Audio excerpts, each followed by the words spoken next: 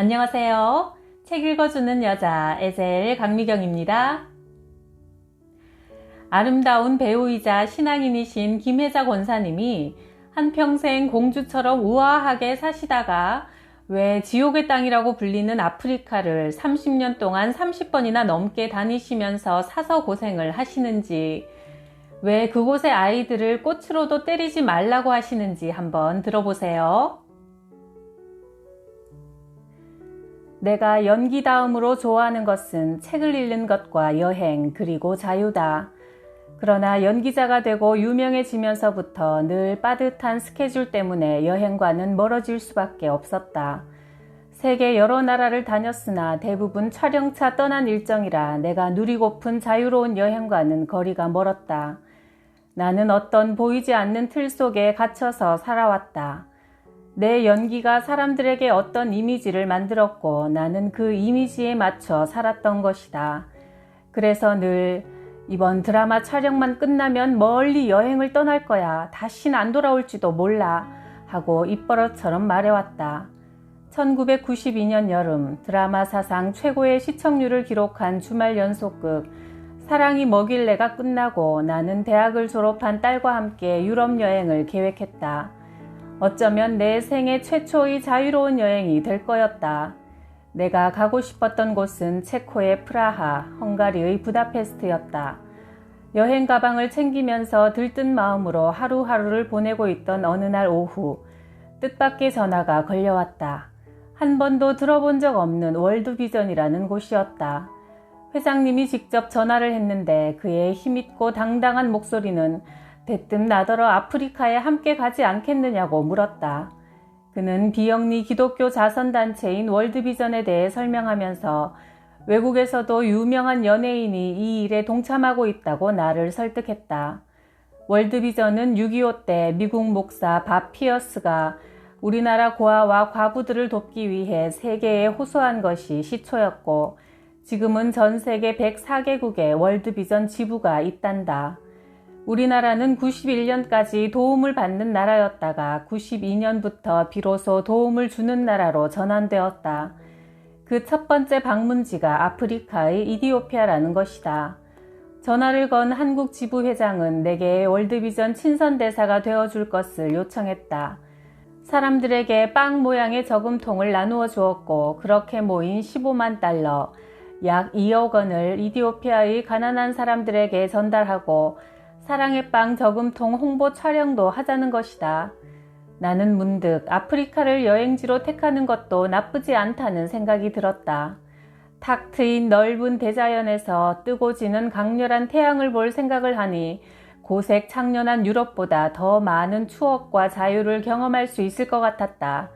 그래서 나는 딸에게 넌 너대로 난 나대로 자유와 추억을 만들자 하고 말하고는 아프리카로 방향을 바꾸었다. 그런데 막상 이디오피아에 도착해보니 아프리카는 내가 상상했던 낭만적인 곳과는 거리가 멀었다. 인구 4,600만 명 중 900만이 극심한 기아 상태에 있었고 살아남는다 해도 영양실조로 발육이 안 되거나 비타민 A 결핍으로 실명하는 경우가 태반이라는 것이다. 국민의 절반이 오염된 식수를 마시고 있어 풍토병 말라리아에 걸리면 꼼짝없이 죽을 수밖에 없는데 이 모든 것들이 수년째 계속되는 가뭄과 군사 쿠데타 이후 이념이 달라서 벌어진 내전 때문이었다. 그런데 의약품과 의료시설이 턱없이 부족했다.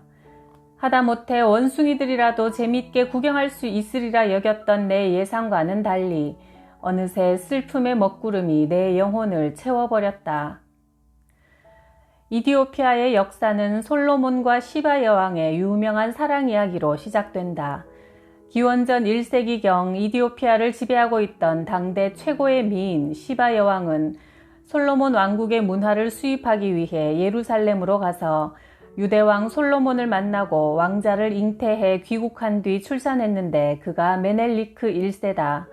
이 메넬리크 1세에 의해 이디오피아 왕조가 발생했다. 그러나 앙상한 뼈만 남은 채 흙바닥에 누워 얼굴에 파리떼가 붙어도 쫓을 기력이 없는 아이들, 이것이 오늘날 에티오피아의 모습이다. 죽음과 삶을 동시에 기다리고 있는 난민들은 대형 군용 천막 하나에 150명 정도씩 살고 있다. 천막 안은 정말 생지옥이다. 그 많은 사람이 화장실도 따로 없는 찢어진 천막 안에서 오물과 함께 살고 있다. 난민촌을 돌아보는 동안 나는 마땅한 숙소가 없어 시내에 있는 힐튼 호텔에 묵어야 했다. 호텔은 천막촌과는 상관없는 별세계다. 낮 동안 제대로 먹지도 못하고 울며 불며 천막촌을 돌아다니다가 호텔로 돌아오면 나는 피곤해서 견딜 수가 없다. 마치 내 몸의 모든 기운이 눈물을 통해 다 빠져나가는 것만 같다. 그것은 연기자로서의 눈물이 아니라 인간의 본질에서 흘러나오는 뜨거운 눈물이다. 낮에는 난민촌을 돌아보고 밤이면 호텔로 돌아와 따뜻한 물로 샤워하고 푹신한 침대에 누워있는 내 자신이 그렇게도 싫고 위선적일 수가 없었다. 세상에 이런 고통스러운 삶이 있다는 걸 모르고 살아온 내가 죄인이라고 울며 괴로워하면서도 지금의 이 푹신한 침대가 편안하게 느껴지는 몸 따로 마음 따로인 내가 정말 싫었다. 그렇게 슬픔과 충격에 몸을 가눌 수 없던 열흘이 지나고 마침내 떠날 날이 되었다. 돌아오는 비행기 안에서 나는 하나님께 기도했다. 정말 다시는 이런 가슴 아픈 일로 아프리카에 오지 않게 해달라고. 그러나 내가 그 아이들을 찾아 30년이 넘게 아프리카를 30번 이상 다니게 될 줄은 그때는 정말 몰랐다. 전원일기 녹화를 하다가 밥 먹는 장면이 나와도 굶주림에 지쳐 울지도 못하던 그 아이들이 떠올랐다. 그럴 때마다 내가 이곳에 이렇게 편안히 있어도 되는가? 보고 와서 방송 한 번으로 끝내도 좋은 곳인가 하는 생각에 힘들었다. 미지의 대륙 아프리카로 환상을 품고 단순히 여행을 떠났던 나는 그 여행이 내 남은 생을 지배하게 될 줄 몰랐다. 영문도 모르고 따라간 아프리카 여행에서 나는 한 가지를 배웠다. 내게 주어진 한순간 한순간을 무의미하게 흘러가게 할 수는 없다는 것을 온몸으로 느끼고 돌아왔다. 이디오피아를 다녀온 그해 현지에서 촬영해온 다큐멘터리가 방송으로 나가자 열흘 동안 밤낮으로 월드비전 사무실 전화가 불이 날 정도로 울려댔다. 사랑의 빵 저금통을 주문하려는 문의가 전국에서 쇄도했다. 아프리카 난민을 돕기 위한 운동이 넓게 퍼져나가는 것이 보였다. 애초에 기대했던 것 이상의 성과를 거둔 것이다. 나는 너무나 좋은 일을 한 사람으로 칭찬받고 어느 신문은 톱스타 김혜자 자선가로 변신이라는 기사를 톱으로 실었다. 무안하고 부끄러웠다. 그런 감정 때문이었는지 월드비전에서 이번엔 소말리아에 가자고 요청했을 때 나는 한참을 망설였다. 그러던 어느 날 구로공단에서 일한다는 한 아가씨로부터 전화가 걸려왔다. 그동안 모아온 8만 1,000원을 성금으로 내고 싶다는 것이다. 아, 이 처녀가 또 나를 소말리아에 가라고 하는구나. 나는 이제 더 주저할 수 없었다. 소말리아를 다녀온 이듬해는 루안다에 갔다. 내 자신이 공감하지 못하고 시청자들에게도 다가가지 못하는 드라마를 할 때 배우는 가장 괴롭고 몸까지 아프다. 그해 봄 미국에서 60년대 유명한 배우였던 토니 커티스와 함께 출연했던 것만 기억에 남는 재미없는 드라마를 6개월 동안 촬영하고 닷새 만에 또 아프리카에 가야 한다는 것이 내 기운으론 벅찬 일이다. 떠나기 하루 전엔 전원일기까지 녹화해야 했기 때문에 내 생전 이렇게 피곤한 일정은 처음이었다. 하지만 거부할 수가 없었다. 이제 나는 고통받는 아이들을 위해서라면 무엇이라도 해야 한다는 뚜렷한 마음이 있다. 나는 전쟁과 가난으로 고통받는 사람들을 보면서 내가 믿는 하나님께 항의했다. 왜 당신은 이 사람들을 위해 아무것도 하지 않고 이렇게 내버려 두는 건가요? 그러자 하나님이 내게 말씀하셨다. 그래서 내가 널 이곳에 보내지 않았니? 나는 가끔 내 삶은 왜 이다지도 지루하고 허무할까 생각하곤 했다. 연기자로서 40년 넘게 살아왔지만 내가 진정으로 사랑에 빠진 드라마, 영화, 연극은 그리 많지 않다.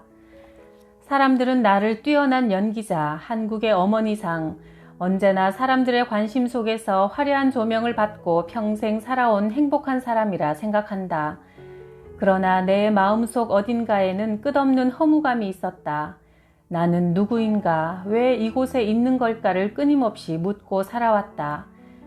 그러나 이제는 왜 사는지도 모르고 생의 계획 같은 것도 없던 나를 지옥의 땅이라 불리는 이곳 아프리카에 오도록 이끌어주신, 그래서 왜 내가 존재해야 하는지, 내 생을 바쳐 해야 할 사명이 무엇인지를 깨닫게 해주신 하나님께 감사드린다.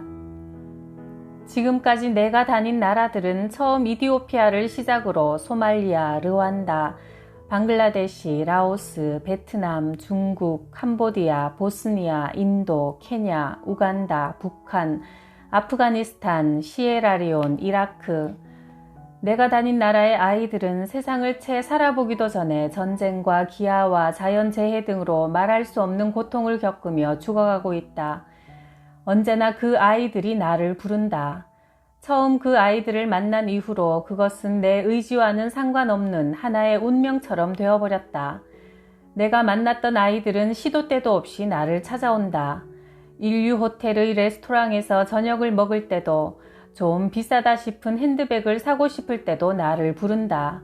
이 돈이면 500명의 아이들을 하루 배불리 먹일 수 있는데, 이 돈이면 10명의 아이가 1년 동안 학교를 다닐 수 있는데 하고 무의식적으로 계산하는 것이 습관이 되었다.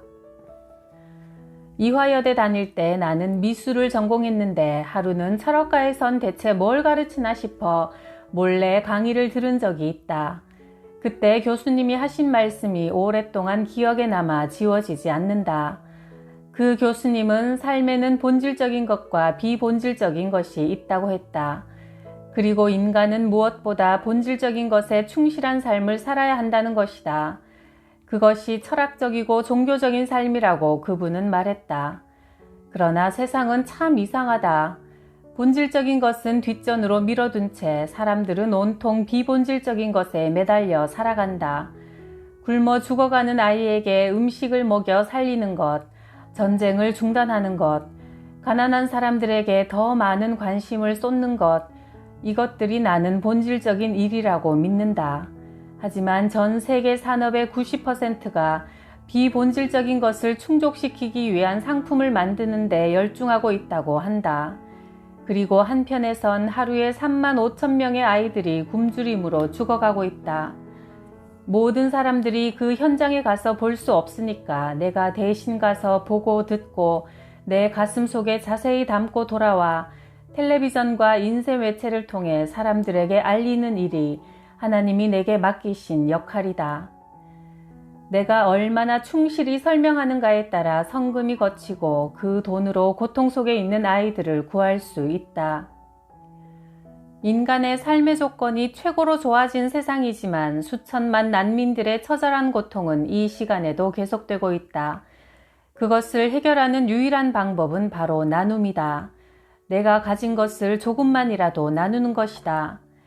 우리나라 돈으로 200원이면 심한 설사로 탈수 증세를 보이는 아이를 살릴 수 있는 구강수분, 소금, 설탕, 물을 배합한 것을 배급할 수 있다. 800원이면 영양실조로 인한 실명에서 구할 수 있는 고단위 비타민 A를 줄 수 있다. 그리고 10,000원이면 아프리카에서 죽어가는 사람 하나를 한 달 이상 먹일 수 있다. 우리가 나눠 갖기만 한다면 지구상엔 모든 인류가 먹을 수 있는 충분한 양식, 쓸 수 있는 충분한 돈, 치료할 수 있는 충분한 의약품이 있다. 한쪽은 너무 배가 부르고 한쪽은 손을 떨며 배가 고파 죽어간다. 사랑이신 예수님을 믿는 교회 다니는 사람 한 명이 그런 굶는 아이들 한 명씩만 책임진다면 세상의 고통은 충분히 해결될 수 있다. 미국과 유럽 국가들에서 지출되는 애완동물 사료비만 합쳐도 전 세계 가난한 나라의 기본 의료비를 대고도 남는다는 통계가 있다. 배고픔을 잊기 위해 밤에 허기진 배 위에 돌을 얹어놓고 자야 하는 사람들이 최소한 굶어 죽지만은 않게 해야 한다. 항생제 하나가 없어 눈이 멀게 하지는 말아야 한다. 우리는 모두 하나님의 형상을 입은 똑같은 인간이니까 말이다. 케냐의 마사이족은 9.11 테러를 겪은 미국인들을 위로하기 위해 소 14마리를 미국으로 보냈다. 이 원주민들은 미국에서 끔찍한 테러가 발생했다는 소식을 뒤늦게 알고는 위문품으로 자신들이 가장 아끼는 소를 내놓은 것이다. 바깥 세상의 일을 알 길 없던 이 마을 사람들은 미국 스탠포드 의과대학에서 유학하다 귀국한 마사이족 출신의 청년으로부터 9.11 테러 소식을 처음으로 들었다. 테러 사건으로 3,000명이 한꺼번에 죽었다는 이야기를 듣고는 미국인들이 겪고 있는 아픔을 자기 일처럼 여긴 마을 어른들이 마사이족이 가장 소중하게 여기는 소를 내놓기로 하고 14마리의 소에게 축복을 내린 뒤 미국으로 보냈다. 미국에선 9.11 테러 때문에 3,000명이 목숨을 잃었지만 케냐에선 에이즈로 80만 명이 숨졌고 현재도 200만 명이 죽음을 기다리고 있다. 이들에게 우리는 무엇을 보내줘야 할까? 어쩔 수 없는 일이라 여기고 이들의 고통을 모른 채 해야 할까? 그들이 슬픔에 잠긴 미국인들을 위로했던 것처럼 그들의 아픔을 우리 자신의 아픔이라 여기면 안 될까? 텍사스의 대부호 석유 사업가가 한 목사님을 자기 집으로 초대해 저녁 대접을 했다. 식사를 마친 뒤 그는 자기의 많은 재산을 자랑하고 싶었다. 먼저 옥상으로 가서 동쪽의 거대한 석유탑을 가리키며 말했다. 저것이 모두 내 것이오. 난 40년 전 맨손으로 이 나라에 왔지만 이젠 저렇게 끝도 없는 유전탑을 갖게 되었소. 그리고는 서쪽으로 가서 수많은 솥대를 가리키며 말했다. 저것도 모두 내 것이오. 40년 전 난 무일푼이었지만 열심히 일하고 저축해서 이렇게 많은 걸 갖게 되었소. 남쪽으로 가서 거대한 골프장을 가리키며 또 말했다. 저 골프장도 내 재산이오. 그리고 저 반대편 북쪽의 호텔도 내가 세운 것이오. 나는 이제 부족할 것 없는 부자가 되었소. 그러자 목사님이 그 사업가의 어깨에 손을 얹고 하늘을 가리키면서 말했다. 그렇다면 이 방향으로는 지은 게 얼마나 있소? 부자가 부끄러워 고개를 숙이며 말했다. 그쪽은 미처 생각해보지 못했군요. 어렸을 때 친척 아저씨가 나를 보면 이렇게 말하곤 했다. 넌 눈동자가 어쩜 그렇게 크고 까맣니? 꼭 인도 사람 눈을 닮았구나. 그리고 나를 일본말로 인도진이라고 놀려댔다. 나는 어린 마음에도 인도는 어떤 나라일까 궁금했다. 인도에 꼭 한번 가보고 싶다는 마음을 늘 가지고 있었다. 어느 해 가을 나는 갑자기 세상 모든 것이 허무해질 대로 허무해졌다. 남편은 1년 전 암으로 세상을 떠났고 아이들도 결혼해서 자신들의 인생을 살고 있었다. 내가 할 수 있는 연기의 폭도 점점 줄어들어가고 그동안 많은 것을 누리고 살았으니 세상에 대한 집착과 미련도 남아있지 않았다. 19살까지만 살고 죽어야지 했는데 어느덧 50살이 넘어 있었다. 나는 인도로 떠나 겐지즈 강가의 허름한 화장터로 갔다. 그리고 어둠 속에서 타오르는 화장터 불꽃을 오래오래 바라보았다. 처음 시체 타는 것을 보며 나는 참 많이도 울었다. 장작더미 위에서 한 줌의 재로 타고 있는 인간의 육체를 보며 이 몸뚱이가 참으로 아무것도 아니구나 하고 생각했다. 너희는 내일 일을 알지 못한다. 너희의 생명이 무엇이냐? 너희는 잠깐 나타났다가 사라져버리는 안개에 지나지 않는다. 야고보서 4장 14절 말씀처럼 우리가 집착하고 울고 웃고 하는 것들도 결국은 다 연기처럼 사라지고 만다. 거리의 약사 부부가 찾아와서 해지는 겐지즈 강가를 등지고 앉아 노래를 불러주었다. 그것은 이런 내용이다. 코끼리 상아로 장식한 화려한 침대를 가진 왕도 언젠가는 화장터에 실려간다네. 2개의 대나무 막대기에 실려. 금으로 온몸을 장식한 하녀들을 거느린 어여쁜 왕비도 언젠가는 화장터에 실려간다네. 2개의 대나무 막대기에 실려. 결국 필요한 것은 2개의 대나무 막대기 뿐이라네. 당신이 행한 선한 행위만이 당신을 따라간다네. 2개의 대나무에 얹혀 화장터로 떠날 때. 어느 여인이 죽어서 천국에 갔다. 천사가 그를 맞이하며 당신이 살 집으로 안내하겠다고 했다. 천사가 데리고 가는 길 양옆으로는 너무나 아름다운 집들이 늘어서 있었다. 집마다 정원에는 듣지도 보지도 못한 꽃들이 만발해 있었다. 여인은 기대에 차서 천사를 따라갔다. 그런데 천사는 꽃 한 폭이 없는 황량한 집 앞에 멈춰서서 말했다. 이곳이 당신이 살 집이요. 여인이 놀라서 물었다. 아니, 저토록 아름다운 집들이 저렇게 많은데 왜 나는 이런 곳에 살게 하는 거죠? 난 세상에 있을 때도 대저택에서 살았는데. 천사가 말했다. 이곳 천국에서는 당신이 지상에 살 때 올려보낸 재료만 가지고 집을 짓는답니다.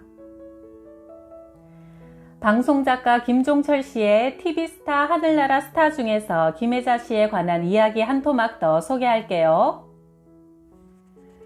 탤런트 김혜자 집사님은 드라마가 아니면 그 어떤 오락 프로그램에도 출연하지 않으며 더군다나 자기의 개인적인 이야기를 털어놓아야 하는 토크쇼에는 더더욱 출연하지 않는 연기자로 소문이 나 있다.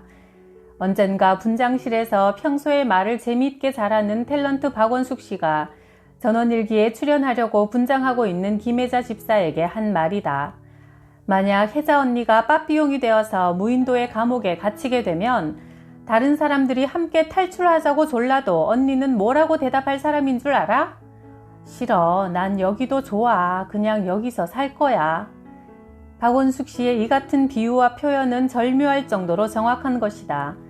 김혜자 집사의 성격은 움직이는 것을 싫어하고 새로운 것에 적응하는 것도 싫어하고 화장하는 것까지 귀찮아하는 성격이다.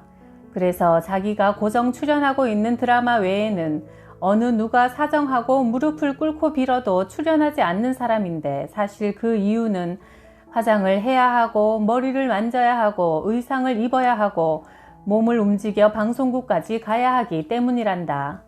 이렇게 방송가에는 좀처럼 섭외하기 힘든 연예인들이 몇 명 있다. 탤런트 윤여정 씨, 영화배우 정윤희 씨, 영화배우 장미희 씨는 섭외 담당자를 애태우는데 단연 선두감이다. 이렇게 섭외하기 위한 전쟁이 불꽃 튀는 마당에 마침 김혜자 집사가 한국 선명회 단체의 후원을 받아 소말리아에서 굶어 죽어가는 어린이를 위해 사랑의 빵 성금을 전달해 주러 다녀왔다는 신문기사를 보았다. 섭외 전화를 했지만 반응은 예상대로 차가웠다. 너무 많은 사람들이 인터뷰를 요구해서 잡지사 기자들을 한데 모아 한꺼번에 다 했다고요. 그래도 잡지하고 방송하고는 다르죠. 그리고 우리 프로그램이 얼마나 인기가 있고 시청률이 높은데요. 그래도 안 나간다니까요. 아니, 왜 안 나오신다는 겁니까? 귀찮아요. 그런데 나가려면 화장해야죠. 머리 손질해야죠. 그리고 거기까지 또 가야 하잖아요. 김혜자 집사는 소문대로 역시 완강히 거부했다. 할 수 없이 나는 일보 후퇴하고 다음날 교회에 가서 주일 예배를 드렸다. 목사님께서 설교를 모두 마치신 후에 갑자기 비디오 테이프를 틀어주셨다. 그런데 바로 죽음의 땅 소말리아에 관한 것이 아닌가. 김혜자 집사가 일주일 동안 소말리아를 찾아가 아무것도 먹지 못해 눈꺼풀에 앉은 파리도 쫓아내지 못하고 힘없이 앉아있는 아이들을 끌어안고 엉엉 울고 있는 어머니의 모습을 담은 10분짜리 다큐였다. 맨 마지막 장면에서 그 아이들을 끌어안고 김혜자 집사가 카메라를 향해 이렇게 말했다. 바로 여러분이 보내주시는 후원금 10,000원이면 이 아이들은 한 달을 먹고 살 수 있습니다. 목사님은 그 비디오를 보여주신 다음 작은 빵 모양의 플라스틱 저금통을 전 교인들에게 나누어 주었다. 여러분, 이 저금통에 작은 정성을 담아서 모두 채워지면 교회로 가져오십시오. 그것을 아프리카로 보내겠습니다. 다음날 나는 다시 김혜자 집사에게 전화를 걸었다. 글쎄, 안 나간다니까 왜 또 전화하셨어요? 자꾸 이러시면 제가 짜증낼 거예요. 집사님, 제가 어제 교회를 갔다가 김혜자 집사님이 소말리아에서 찍어 오신 영상을 봤거든요. 그런데 말이죠. 전 그 영상을 보면서 하나님께서 왜 수많은 연예인들 중에 하필이면 김혜자 집사님을 소말리아에 보내셨을까 생각했어요. 그것은 바로 하나님께서 김혜자 집사님을 심부름꾼으로 선택하셨다는 겁니다. 한 사람이라도 더 소말리아에 관심을 갖고 도움의 손길을 모으도록 사명을 주신 것이죠. 그래서 시청률 높은 토크쇼에서 그런 내용을 사람들에게 알릴 수 있도록 출연해달라고 부탁드리는 건데 이것을 거절하시면 결국 집사님은 하나님의 명령을 외면하고 직무유기 하시는 겁니다. 만약 집사님이 저희 프로그램에 나오신다면 사랑의 빵 저금통 수백 개를 준비해서 방청객들에게 직접 나눠주십시오. 그러면 분명히 좋은 반응이 있을 겁니다. 이렇게 한참을 떠들고 조용히 대답을 기다렸다. 지금 저한테 직무유기라고 하셨어요? 수화기를 통해 긴 한숨이 들려왔다. 좋아요. 그럼 출연하죠. 며칠 후 녹화 전 김혜자 집사를 만나자 이렇게 말했다. 이제까지 나보고 직무유기한다고 야단친 사람은 한 사람도 없었어요. 그런데 내가 그 소리를 듣는 순간 얼마나 가슴이 철렁 내려앉는지 그 후로 밤마다 내 머릿속에서 직무유기, 직무유기 이 말이 계속 맴돌더라고요.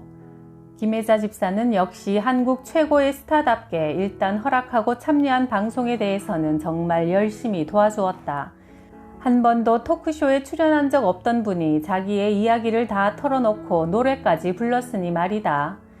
이 방송이 나간 후 어떻게 하면 아프리카를 도와줄 수 있느냐는 전화가 방송국에 쇄도했다. 어떤 교장 선생님은 전교생에게 사랑의 빵 저금통을 나눠주겠다고 수천 개씩이나 가져가기도 했다. 고통받는 사람들을 위해 안락한 삶을 기꺼이 내려놓으신 김혜자 집사님은 진정 아름다운 배우요 신앙인이었다. 저도 경제적으로 가장 힘들었던 30대 독일 유학 시절에 사설 의료보험을 취소한 돈으로 아프리카의 2명을 후원했었거든요. 그런데 하나님께서 몇십 배로 놀랍게 갚아주시는 것을 경험했습니다. 사랑의 나눔 있는 곳에 하나님께서 계시니까요. 받는 것보다 더 큰 주는 복 많이 받으세요. 구독, 좋아요, 댓글로 저에게 사랑을 나누어 주시는 분들 복 받으실 겁니다. 감사해요.